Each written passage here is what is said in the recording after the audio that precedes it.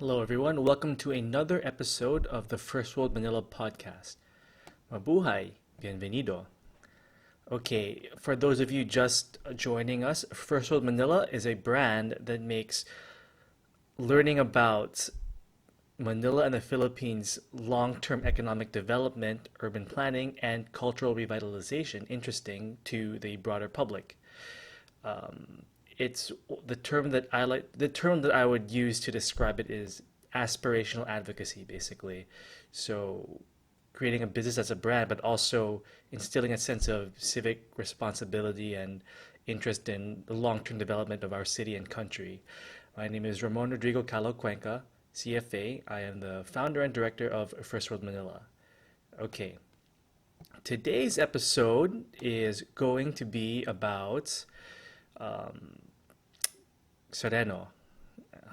This is a policy episode, so like the last two podcasts I did were more about culture, but this is more on the policy side, and we're going to be talking about a bit about the judicial branch of the government. In light of recent events happening with the ouster of the of Sereno recently, Maria Lourdes Sereno, um, and her ouster as the Supreme Court Chief Justice, which, unless you've been living under a rock, you've probably heard about, or been talking about, or been posting about, or have at the very least seen people post about it on Facebook or social media. I know there's a meme going around, um, kind of riffing on Avengers: Infinity War. Spoilers if you haven't seen it, but like there's a picture of the Constitution, the 1987 Constitution of the Philippines, basically disappearing, like in Infinity War. So yeah, sorry if I spoiled the movie for you, but it's been out for a while and you've probably seen it, considering how much money it's been making. Anyway, Sereno's ouster. This is about policy, this episode, but it's actually also tied to culture too, which I'll get to in a second. But again, what I want to do is use this sort of news event as a chance to really kind of dig deeper into what sort of longer term judicial reforms we probably need to really fix Manila and the Philippines and make sure that just the standard of living is good for everybody. Okay. Um, I will leave my own, as much as possible, I want to leave my own politics out of this and make this discussion as apolitical as possible and really just focus on structural issues. Um, and the other disclaimer is that I am not a legal expert, but I will give my opinion anyways. For those of you who are new, by the way, my background, besides being an entrepreneur, I have a background in finance, and undergrad studies in international political economy, including economic development. So, sort of, those are my backgrounds in trying to really understand what's going on in here. So I do have some relevant background to this issue. So those are just sort of my caveats here. My As far as my credentials go, I also draw and paint. By the way, if you check out uh, art First of Manila's social media page on Facebook, you can take a look at what else I'm doing, and on Instagram as well. Okay, as most of you know, Sereno was a junior justice who became Chief Justice of the Supreme Court following uh, the previous holder of the position, Corona, um, back in what was this 2012. After Corona, her predecessor was ousted during Aquino's time following impeachment, and she's sort of been Sereno's sort of been facing it's been reported that even before this whole thing where she was basically expelled from her position by her peers in the Supreme Court, she sort of was never getting along well with, or it's reported at least, and I'll share these if you can, if for those of you who are watching the YouTube video, I will share these links that you see in the background and just in the description, so you can read more. But it's been reported that she sort of didn't get along with a lot of her peers, maybe even partly because she was a junior justice who was all of a sudden vaulted into the most senior position in the Supreme Court. So it's those are sort of the issues too. There is also some news that she wasn't getting along with Duterte. I think, let's see, looking at my notes here,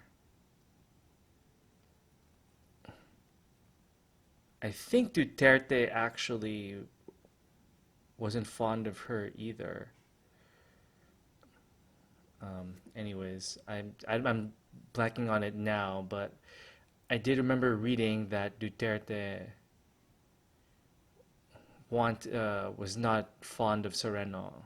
Um, so maybe there's a political issue here too.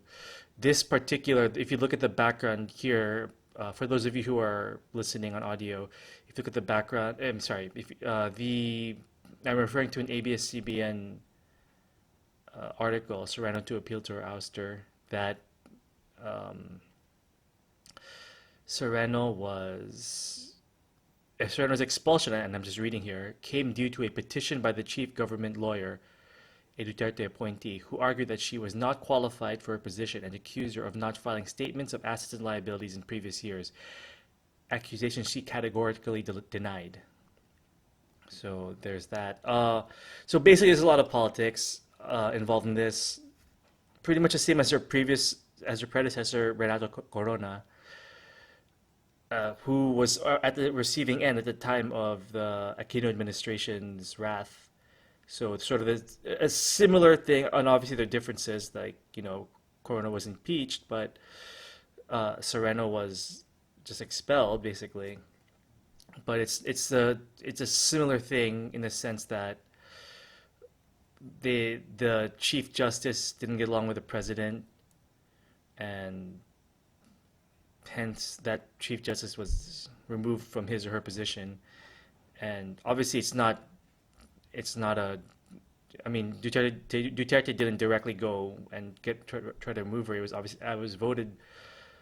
She was voted out by her peers in the Supreme Court, but it's interesting that that happens. And I don't want to step too much into politics at this point because that's not the point of First World Manila. But sometimes you can't avoid it. So I'll just leave it at that. Okay. I just want to talk more about the structural issues that are happening here, that are at play here, that I think we as a people have to address. Basically, is it right to have this event keep happening whenever someone doesn't like you who's in power, or a bunch of people who don't like you who are in power, they just remove you from your position without due process? I believe that's what a lot of people are against with this issue with Sereno, and that's probably why you see memes of the 1987 Constitution disappearing a la Infinity War. We have to stick to the rules. Otherwise, what's the point of having them? Why follow any rules? I mean, the broader issue is like, if we don't follow the law, then like who will? Why are we accountable to the law? Why can't we just do anything? The whole sort of the legal system and law underpins the stability of our country and society. Um, so it's something that we have to respect, and that's sort of what people are worried about, to say the least, about this issue. Um, Although I do want to add that, I mean, did we really? I mean, as a whole, did we really respect the law to begin with? I mean, even before. I mean, obviously, the previous example before Sereno was Renato Corona was, some argue that even that was very politically mediated. I mean, and again, I don't want to get into politics here, but it's sort of like, can we just keep kicking out Supreme Court justices whenever it doesn't fit, whenever they don't agree with the narrative of the executive branch, for example. Um, which, by the way, I mean, we're basically modeled after U.S. government, after the government of the United States of America. There are supposed to be checks and balances: the judicial and the legislative and the executive. So those three branches of government. So why they should be checking and balancing each other, and one shouldn't have undue power over the other. So that's the problem here. Is Are different branches extending their reach and interfering? And again, I don't want to say this is a like a Duterte specific issue. Like maybe it's a problem systematically because obviously the issue with Corona previously might have set a precedent in some ways. So, but do we really respect the law to begin with? Maybe enough so that things are kind of working in this country. A lot of this really makes me think about. I took a class in college. I went to the University of Chicago in the U.S. For undergrad, and I took a class that did change my life, to say the least. It was about Southeast Asian political economy and politics, basically, and the government in relation to its people. I forgot the name, but the professor Dan Slater really had a big impact on me when I was a student. And when we studied the Philippines, so we went around the different major Southeast Asian countries. When we studied the Philippines, some of the things that popped up were so interesting that I never thought of because when you live in the country and you live in society, you don't really see things. But when you take a step back and you look at it from afar, it's quite interesting sometimes. Um, what what you sort of learn just like when you take a step out and you hear what other people who are sort of removed from the situation have to say. So one thesis in this class I took was that um, historically a lot of Filipinos haven't really fully respected the law system, even those who worked within it. Um, I remember reading about when we were a colony of Spain, there were Spanish authorities claiming that a lot of the lawyers here were sort of abusing the legal system at the time. So it's interesting that that sort of carried over in a sense, and that even there was a sort of a semi like a mini subclass of sort of lawyers within the Philippines, who are sort of the professional class who may sometimes even use the legal system to their benefit. So some people even complain that there are too many lawyers in this country even today. So it's interesting that there are sort of historical precedences for that. So it's interesting. So who does the law work for the lawyers or the chief justices or whoever? It's supposed to work for the people. Ideally, the institutions should serve the people, but even previously we never. I wonder if we even really had like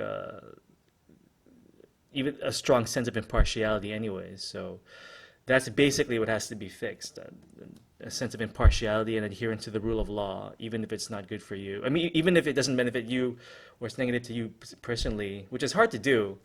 Society has to have support for the impartial rule of law. And if you're wondering like how it is that even though the the legal system isn't fully respected here, the laws aren't fully respected. This class I took, basically one thesis that we got, or one sort of opinion that we looked at when it comes to the Philippines, is that the, the reason why we're held together, and it's still relatively safe here, and people somewhat follow the laws because of the PMA has been relatively. Why is there a mosquito flying around here? Uh,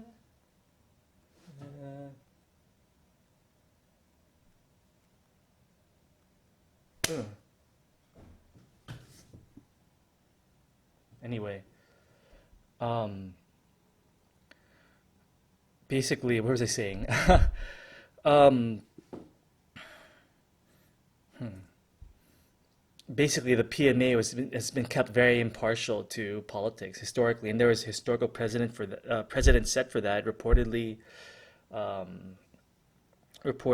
under Quezon and the Americans, the PMA was the Philippine Military Academy. Our officers basically were trained to be impartial and not be withholding to politics. I mean, could you imagine if they were? I mean, that's the theory. One reason why the troops didn't fire on people on EDSA in '86, for example. So that's sort of what's keeping, in a way, that's sort of what's keeping our country together. Is a military that's generally impartial, generally. Okay, so um, what are the structural issues here we have to look at? Let's see. I do want to, or the structural solutions to this. I mean, I do want to go back to something I was talking about in the first episode of First World Manila podcast, which is the recommendation set out by Arrancada. And if you want to know more about that, you can listen to the first episode of this podcast. But here, I'm going to pull it up here for those who are watching on YouTube, and for those who are listening. This is a section of Arrancada's solutions to judicial problems here in the Philippines. And again, Arrancada it's sort of a think tank that's set up by the Joint Foreign Chambers of Commerce with the support of locals, in terms of really making it easier to do business here and invest in the Philippines. And if you watch my first vlog on YouTube, that's sort of one way to go about really fixing things here, is to focus on making ease of doing business and investing, because a country that can do that, a state or a government that can do that, is also a state that can support its people. But you can watch the vlog for more of that. Anyways, so judicial issues. There are a bunch of recommendations that they have here. The one that I want to focus on is uh, Ombudsman. Okay, look at several of these recommendations. Aran kind of talks about the Ombudsman, which is, by the way, before I forget, the Ombudsman is, let's see, I'm going to Google it now. I forgot what the definition is, but Ombudsman, here we go. Office of the Ombudsman. So, an ombudsman is an official who is charged with representing the interests of the public by investigating and addressing complaints of maladministration or a violation of rights. So, that's something that Arangkada is addressing here. So, I mean, basically, basically looking at crimes in the public sector. Uh, One thing that Arangkada brings up is that the ombudsman must be impartial and willing to investigate thoroughly all major allegations of official corruption. So that's basically what has to be done. Obviously, what are the incentives to do that? Well, one thing they do talk about is increasing judicial salaries. That's one thing to incentivize people within the just judicial branch to make sure that it's functioning properly and impartially. Um, it's um, it's not that simple though, because even if you theoretically, even if you pay people better salaries, what's to stop them from still being corrupt? And that's sort of where culture comes into play. So I mentioned culture at the beginning of this episode. We have to have like a vision for our identity and our culture, so that at least you with sort of that kind of idea of who we are as Filipinos, you sort of change values theoretically and ideally, so that public servants really are in it for the good of the people, because they have a stake in it too, and some sort of stake besides just stealing money and spiriting it away, for example. So that's why culture does matter again. So I've repeated that several times in this podcast. Okay, um, that's about it. Do I have anything else do I want to say? Yeah, so check out Arrancada. Check out the 2017 publication that they put out if you want to read more about it. It's on page 29. One more thing.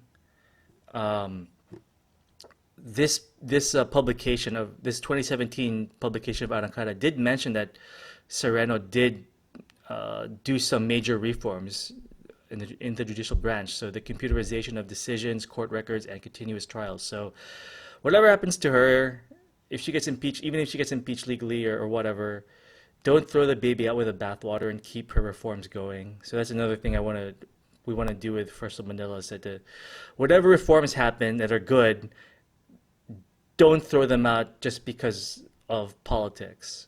That's another message I want to bring to people here. So that's it for this episode. Glad you like it, and I'll talk to you soon next week. Oh yeah, by the way, the Spanish-Tagalog word today is el or siya, he, el. There's no gender in Tagalog, but there's gender in Spanish, so el, el, siya, he. Okay, that's it. I'll see you guys next Tuesday.